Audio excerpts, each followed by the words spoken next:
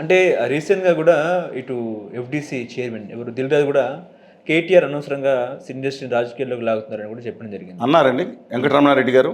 'దిల్ రాజు' అన్నారు. 'దిల్ రాజు', 'దిల్ రాజు'. అదే ఆయన పేరు వెంకటరమణారెడ్డి గారు కదండి. వెంకటరమణారెడ్డి ఏదో ఉంది. అదే మీకు మీ ఇష్యూలో దిల్ రాజు గారు దిల్ సినిమాలో ఆయన రాజు గారు అనిపిస్తే దిల్ సినిమా తీశారు కాబట్టి దిల్ రాజు గారు అంటున్నారు. ఆయన ఇష్టం. హ్మ్. ఆయనే మొత్తం సినిమాలో లబ్ధ ప్రతిష్ఠని అందరినీ కూడా ఇవాళ రిపెండ్ చేసేది ఆయనే. ఆయన కన్సర్న్లోనే ప్రస్తుతం సినిమా పరిశ్రమ మొత్తం ఆంధ్రప్రదేశ్ తెలంగాణ అండి. ఎందుకంటే హైదరాబాద్ బేస్ ఉంది కాబట్టి ఆయన కన్సర్న్లోనే నడుస్తున్నట్టుంది. ఆయన ఏమైంది ఆయన మరి కేటీఆర్ గారి నుంచి అన్నప్పుడు నాకు తెలియదు, వినలేదు. మరి ఎందుకు మాట్లాడారు ఆయన? మరి అశ్విని వైష్ణవ్ గారి గురించి ఎందుకు మాట్లాడలేదు? ఎందుకని నాకు అర్థం కాదు. రేవంత్ రెడ్డి గారు ఢిల్లీ వెళ్ళి నా రాష్ట్రానికి న్యాయం చేయండి అని ఆ మంత్రి గారికి రిప్రజెంటేషన్ ఇస్తే అది పక్కన పెట్టేసి వెంటనే అల్లు అర్జున్ ఖండిస్తున్నాను అని ఆంధ్రప్రదేశ్కి జోను తెలంగాణ అన్యాయం చేస్తుంటే ఆయన దాని గురించి మండదా మరి రేవంత్ రెడ్డి గారికి?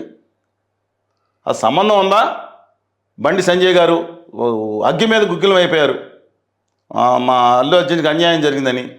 తర్వాత కిషన్ రెడ్డి గారు, తర్వాత ఇంక చాలామంది అరవింద్ గారు, ప్రతి ఒక్కళ్ళు అసలు వచ్చి సీన్లోకి వస్తే మరి వాళ్ళేమో అంటానికి బాధ లేదా? ఆంధ్రప్రదేశ్కి తెలంగాణకి అన్యాయం చేస్తున్న రాజకీయాలు ఎందుకండి? ఎవరికాళ్ళు వాళ్ళేమో రాజకీయాలు పాలిటిక్స్ కేటీఆర్ గారు చేస్తారు. చంద్రబాబు గారు మాట్లాడలేదా? చంద్రబాబు గారు కూడా మాట్లాడినట్టున్నారు. ఈవెన్ కళ్యాణ్ బాబు గారు మాట్లాడారు ఆలస్యంగా నేసి, చాలా ఆలస్యంగా, అది కూడా కన్ఫ్యూజన్గా స్పందించే మాట్లాడుకుందాం తర్వాత. కానీ చెప్తున్నాను, అందువలన ఒకళ్ళని కేటీఆర్ గారిని టార్గెట్ చేయడం, ఇంకొకరిని టార్గెట్ చేయడం కాదండి. రేవంత్ రెడ్డి గారు డెఫినెట్గా నిలబడ్డారు. బట్ ఆ పరిశ్రమను ఇంకా డెవలప్ చేస్తారని చెప్తున్నారు. కానీ వారి పార్టీ ఎమ్మెల్యేలు మాత్రం చాలా అసహ్యంగా మాట్లాడారు ఒకళ్ళిద్దరు. దయచేసి వెంటనే పోండి ఎక్కడి నుంచి, ఇది విశాఖపట్నం పోయి అక్కడ ఉండమన్నారు అల్లు అర్జున్ గారిని. ఆంధ్ర వాళ్ళు అంటారు ఇంకో మనుషులు వేసుకొచ్చి ఆయన పాస్పోర్ట్ ఉందా, వీసా ఉందా అని అడుగుతున్నారు. వీసా పౌరసత్వం ఉందా అని అడుగుతున్నారు. ఇండియాకు ఒకటే పౌరసత్వం ఉంటుంది, వేరే వేరే దేశాలు మీరు మరి అధికారులు ఎలా అయ్యారు? దయచేసి తెలంగాణ ముఖ్యమంత్రి కంట్రోల్ చేయాలి. పోండి విశాఖపట్నం అంటే ఏముంది? అల్లు అర్జున్ పోవాలి. ఆయన పెళ్లి ఇంతకుముందు మాట్లాడుకున్నాను, పెళ్లి చేసుకుంది ఆయన తెలంగాణలో. బిడ్డలనే మరి ఎక్కడ తీసుకెళ్తారు? ఆయనకి ఇల్లు, వాళ్ళ నాన్నగారి ఇల్లు, అన్నదమ్ముల ఇల్లు, వాళ్ళ తాతగారు చనిపోతే సమాధి, వాళ్ళ ఆయనమ్మ గారు అందరూ తెలంగాణలో ఉన్నట్టే అక్కడ ఇల్లు కూడా స్థలం కూడా లేదు ఆయనకి. ఎక్కడికి వెళ్తారైనా? పోండి అంటారేంటి? ఏమన్నా రాష్ట్రాల గురించి మాట్లాడారైనా? అది జరిగింది వెరీ బ్యాడ్ ఇన్సిడెంట్, దాంట్లో ఆయన లోపం ఉంది, రెండో రోజు వెళ్ళాల్సింది. That is I'm not denying that. దానికోసం దారుణంగా ఇప్పుడు రేవంత్ రెడ్డి గారిని అన్నారా ఒక మాట డిఫెండ్ చేయం. దీంట్లో ఆంధ్రాని ఎందుకు తీసుకొస్తారు? 10 సంవత్సరాలు అయితే చేత కాకుండా పనులు ఏడమని అవతల ఆదాని గారు దుర్మార్గాలు చేస్తుంటే మొదలు 5,000 మెగావాట్ల పవర్ పంపిణీ స్టోర్ రద్దు చేయించుకోమనండి. దమ్ముగా రేవంత్ గారు 100 కోట్లు క్యాన్సిల్ చేసి పడేశారు. అన్యాయం జరుగుతుంది, నిజామాబాద్ జరుగుతున్న ఏదైతే బోర్డులో ఏదో రావాలో దాని మీద ఫైట్ చేయమనండి. నాకు అర్థమే అవ్వట్లేదు. ఆ రైల్వేల మీద మాట్లాడమనండి. ఐటీఆర్ రాలేదు, దాని మీద మాట్లాడమనండి. ఇక్కడికి వచ్చి పడి ఏడుస్తారు. 10 సంవత్సరాలు అయితే ఆ ఉత్తర భారతీయులందరూ జిందాబాద్ అని భుజాల మీద పెట్టి మోస్తున్నారు. మీరు నిజామాబాద్లో కృష్ణగంజ్ చూసుకోండి, 90% ట్రేడింగ్ అక్కడ కానీ హైదరాబాద్ కానీ ఎక్కడుందో. అబ్సల్యూట్లీ రాంగ్ ఆయన మాట్లాడింది, తప్పండి. ఎవరు ఎక్కడైనా ఉండొచ్చు, ఆయన నేను ఘోరంగా ఉంటారు, ఇబ్బంది లేదు. కానీ ఈ విధంగా ఒక తోటి తెలుగు బిడ్డ మాట్లాడితే మాత్రం అబ్సల్యూట్లీ ఐ డోంట్. ఇప్పుడు AP deputy CM Pawan Kalyan Pushpa మీద చేసిన వ్యాఖ్యలు ఎట్లా చూస్తారు సార్? అంటే గోటితో పోయేదానికి గొడ్డల దాకా తెచ్చుకున్నారన్న వ్యాఖ్యలు. అంటే ఆయన పుష్ప సినిమాను జీర్ణించుకోవట్లేదు అంటారా?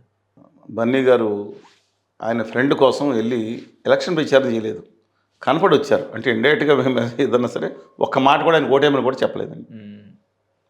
దాని మీద మొత్తం పవన్ కళ్యాణ్ బాబు గారికి మాస్ ఫాలోయింగ్ బాగా ఉంది.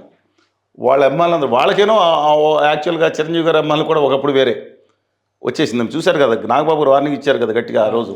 ఏంటి మీరేనా పిలవడం, కళ్యాణ్ గారు రారు డామినేషన్ అని కూడా మాట్లాడారు ఆ రోజు. రామచరణ్ గారికి దానికి చాలా ఇష్యూస్ వచ్చినాయి, పర్సనల్ ఇష్యూ మనకు అనవసరం. కానీ ఇక్కడ పొలిటికల్ టర్న్ తీసుకుంది కాబట్టి మనం మాట్లాడతాం. ఇవాళ దాని మీద మొత్తం కళ్యాణ్ బాబు ఫ్యాన్స్ అందరూ ట్రోల్ చేసి వాళ్ళ సినిమాని డిజాస్టర్ చేసేమని కళ్యాణ్ బాబు కాళ్ళు పట్టుకుని క్షమాపణ చెప్పాలని చెప్పి పార్టీ నాయకులు, అంటే చోట నాయకులు కాదు, ఒక హోదా కలిగిన నాయకులే ఛాలెంజ్ చేశారు. తెలుగుదేశం పార్టీ కూడా ట్రోల్ చేసింది. పొలిటికల్ ఇష్యూ అయిపోయింది పుష్ప సినిమా. అది చూడొద్దని ఆ థియేటర్ చాలా భయంకరంగా చేశారు. ఇప్పుడు సినిమాని సినిమాగా చూడాలి. దాంట్లో ఎవరన్నా తిడితే ఆయన కళ్యాణ్ బాబు గారిని తిట్టారు, గుండు కొట్టించారు, ఇవన్నీ కూడా దుర్మార్గంగా కొంతమంది పొలిటికల్ వాళ్ళు వచ్చి టీవీలో మాట్లాడారు. అంతే తప్ప దాంట్లో ఏం పెట్టలేదు. అది తెలియకుండా మా భాషలు అంటారని చెప్పి చాలా దారుణంగా చూసుకోకుండా అనేది అబద్ధ ప్రచారాలమ్మి. నా అభిప్రాయం ప్రకారం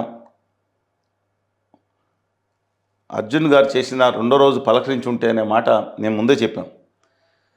దాదాపు నెల రోజుల తర్వాత సినిమా పరిశ్రమకు సంబంధించిన దాంట్లోనే అంతే, లేకపోతే కళ్యాణ్ గారు ఎవరు తెలుసండి. వచ్చిన కళ్యాణ్ గారు స్పందించారు. కానీ అర్జున్ గారు అరెస్ట్ అయిన రోజు కలిసి ఉంటే నిలబడతాం లేదా పడిపోతాం అనే హోర్డింగ్ పెట్టి తర్వాత యాడ్ చేసింది. అది మంచిది కాదండి. అఫీషియల్ హ్యాండిల్ నుంచి వచ్చింది. అది అబ్సల్యూట్లీ హేళన చేసినట్టు ఉంటుంది. ఆ కుటుంబం అంతా కలిసి ఉండాలని కోరుకునేవాడిని. మా పాలకొల్లు అల్లు రామలింగ గారు అల్లుడు గారు వాళ్ళ కుటుంబమే కదండి అదంతా, అందరు వాళ్ళ కొడుకు. అందువల్ల ఆ కుటుంబాన్ని ఇంకా రేపట్టే వాళ్ళు ఉంటారు కానీ అలా చేయకూడదు. వాళ్ళ మాయలో పడి ఒకరి మీద ఒకళ్ళు చేసుకుంటాం మంచిది కాదని అభిప్రాయం. రెండో విషయం, ఆయన ఒకటి మాట్లాడతా అతను ఒక్కరినే టార్గెట్ చేశారని మాట్లాడారు. రెండు మాట్లాడారు. ఎందుకు అది రెండు వెర్షన్స్ ఎందుకు వచ్చింది తెలియదు. బట్ ఆలస్యంగానే స్పందించారు. మరి బెనిఫిట్ షోల మీద ఆయన సినిమాలు వస్తున్నాయి. ఆయన సినిమా షూటింగ్ కూడా చేస్తున్నట్టున్నారు మధ్యలో సినిమా షూటింగ్ కూడా అవుతున్నట్టున్నారు. తప్పేం లేదండి. పెద్దలు చాలామంది చేశారు పదవుల్లో ఉండి ఆయన కాన్సన్ట్రేషన్ కింద. అందువల్ల నా అభిప్రాయం ఏంటంటే ఇప్పుడు దాని మీద స్టాండ్ చెప్పాలి. బెనిఫిట్ షోల మీద స్టాండ్ ఏంటి?